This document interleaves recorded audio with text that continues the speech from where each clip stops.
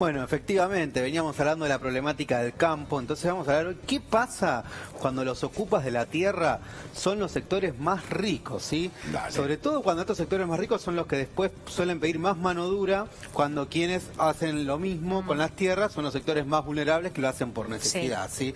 Entonces, mira, vamos a volvernos un poquito a la historia. En 1762, Rousseau, ¿sí? Jacques Rousseau, uno de los pensadores históricos de la Revolución Francesa, dice en el origen de la desigualdad, cuando alguien cercó esta tierra y dijo esto es mío y los demás lo creyeron, aparece el origen de la desigualdad. Después viene Marx, un siglo después, y en su capítulo 24 del Capital dice la acumulación originaria, donde explica cómo el capitalismo creció en la medida que iba expulsando a los campesinos de la tierra y los obligaba a vender su fuerza de trabajo en las grandes ciudades.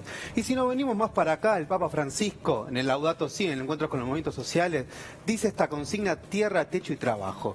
El Papa Francisco, la tierra es de quien la trabaja. Entonces vamos a ver ahora qué pasa cuando los ricos van y concentran, usurpan las tierras. Mira, les traje algunos ejemplos, algunas notas, vamos a ver ahí en la primera placa de, por ejemplo, por decir de una manera, la mal llamada conquista del desierto, ¿sí? Ustedes se acuerdan que cuando Roca lleva esto, ahí aparece una de las primeras protagonistas en usurpar tierras de forma ilegal. ¿Quién fue? La Sociedad Rural Argentina, ¿sí? Estamos hablando que en la época de Roca se expropian Anchorena, por ejemplo, grandes apellidos ilustres de la oligarquía terrateniente. Mira, acá te leo uno, este es buenísimo, ¿no? Dice: los anchorenas, por ejemplo, acumularon enormes extensiones de tierra a costa de los indios, logrando un incremento patrimonial de tal magnitud que posibilitaría un salto cualitativo de la familia. Al morir Nicolás Hugo Anchorena el 23 de abril de 1884, mirá desde cuándo viene esto, los periódicos especulan durante meses sobre el fantástico patrimonio dejado por el finado, indudablemente la persona más acaudalada del país, con una fortuna superior a 180 millones. ¿Sí? Hay que recordar, por ejemplo, que ponían un mojón y era hasta donde se cansaba el caballo. Ahí ponen el otro mojón, hacían campamento y hacían así un cuadrado que era hasta donde se cansaba el caballo y ahí lo alambraban. Pero a ver, Antonio, incluso el Estado les regalaba las tierras. Claro que sí. ¿Sí? Porque las ponían supuestamente en los habían diarios. luchado por la independencia, contra el indio. Por eso decía mal llamada conquista del desierto, porque existía gente, existían pueblos originarios que fueron masacrados. Bueno, ¿sí? ahora que hablamos del sur, el Estado sigue regalando algunas tierras, pero seguramente ya va a venir en el recorte. Me diste el pie, Dani, nos venimos un poquito más acá, las tierras de Benetton, ¿sí? ¿Te acuerdan que Benetton había cercado incluso lagos que eran patrimonio? Que había que irse con la bicicleta 5 horas, no sé, era más fácil subir al Himalaya que entrar a un lago que era de acceso público para todos y todas. Entonces, bueno, nos venimos más para acá, decimos mitos económicos, propiedad y el pueblo mapuche, las tierras de Benetton. El origen fundante de la propiedad legal de estas tierras comenzó justamente con lo que decíamos antes, con la conquista del desierto liderada por Julio Argentino Roca. Bueno, y ahí viene la discusión eterna que tiene Argentina, hasta qué punto, cuál es el porcentual que un extranjero puede comprar en tierra argentina. Exactamente. Y el gran problema fue con el lago la laguna famosa de Corrientes, que todo el mundo lo criticó a Albidería, que fue con la claro, pinza para abrirla, porque se iba a alambrar un lago histórico. Bueno, y el caso Lewis. Caso de Lewis también. No lo estamos mencionando hasta ahora, pero donde incluso ciudadanos argentinos que quieren amigo personal de Macri, atravesar un territorio, ¿no? No pueden hacerlo porque es propiedad privada. Por eso hay que discutir la ley de tierras de verdad.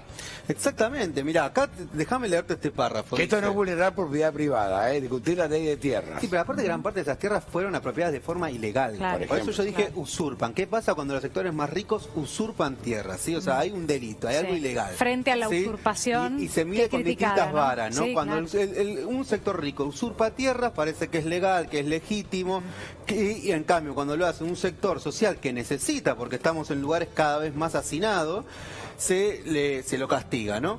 Volviendo a lo de Benetton, volviendo a las tierras ocupadas por lo de Benetton, tras su apropiación por el Estado fueron dadas en forma gratuita a 11 testaferros, detrás de los cuales se encontraba una compañía inglesa llamada The Argentine Southern Company, ¿sí?